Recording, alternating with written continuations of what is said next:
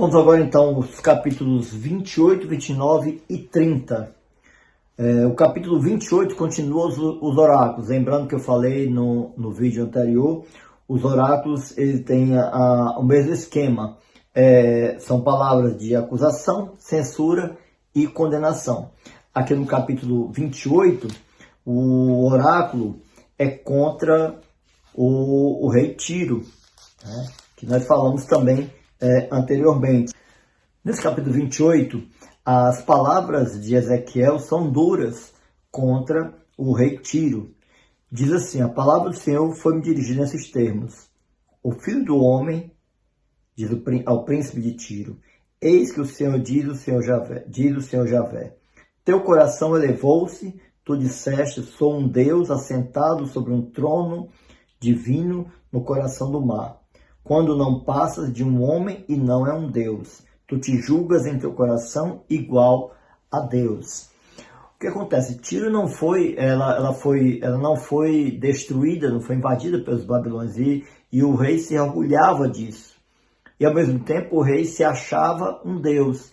E aqui o profeta fala em nome de Deus, o Deus verdadeiro, dizendo que, de fato, o rei que sentou no trono, ele era uma pessoa sábia, uma pessoa de boas intenções, mas pouco a pouco ele foi mudando e ele começou a se considerar uma divindade. E aí o profeta afirma: tu te julgas em teu coração igual a Deus, mas não passas de um homem.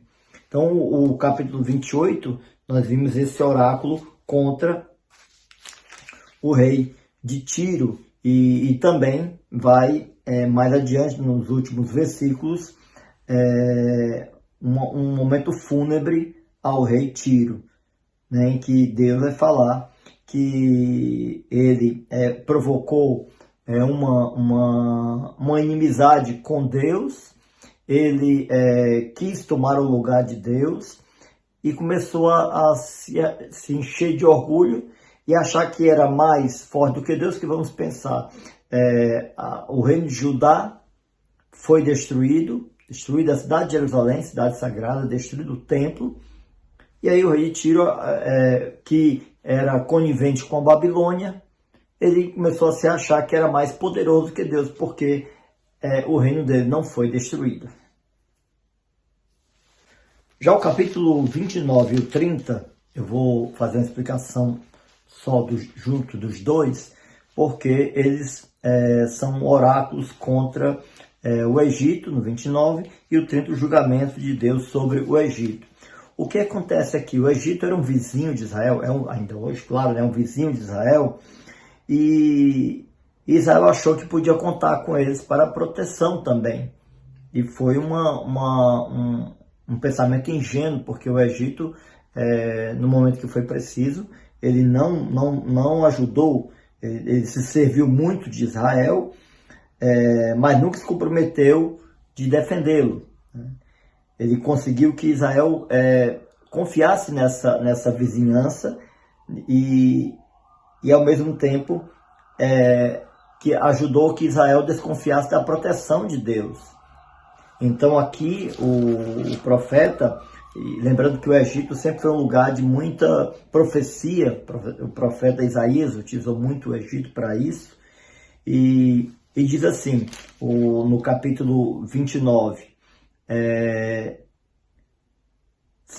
a palavra do Senhor foi dirigida nesses termos: filho do homem, volta a face para o faraó, rei do Egito, e profetiza contra ele, assim como contra todo o Egito. Eis que diz o Senhor: é contra ti, faraó, rei do Egito, que venho, crocodilo monstruoso. Olha como é utilizada a palavra quando se refere ao faraó, que estás deitado no meio dos teus nilos. Meus nilos são os meus, fui eu que os fiz. E aí ele vai colocando esse oráculo contra o Egito, que vai continuar também no capítulo 30, e em que o profeta Ezequiel vai, de forma muito dura, fazendo oráculos contra o Egito, e finaliza oráculo contra o faraó. né, que acabou não correspondendo com a confiança que o próprio Israel teve deles, né, do faraó, como também do Egito. Então, esses capítulos até o 30, nós temos aí, do 28, 29 e 30, nós temos oráculos, e o último oráculo é oráculo contra o Egito e contra o faraó. E assim terminamos esses 3 capítulos, 28, 29 e 30. E eu queria terminar com a bênção, com uma relíquia de São Padre Pio. São Padre Pio, que viveu profundamente a palavra de Deus, que mergulhou nessa palavra. Então, que seja um convite a você a seguir o exemplo de São Padre Pio, de mergulhar na palavra de Deus, de confiar plenamente no Senhor e confiar que o Senhor, Ele reconstrói tudo. Vamos ver mais para frente que Deus vai começando a colocar no coração do povo, através do profeta Ezequiel, que Deus reconstruirá, que Deus jamais abandona o seu povo. O Senhor esteja convosco, dê sobre vós, sobre as vossas famílias, as bênçãos de Deus Pai, Filho e Espírito Santo.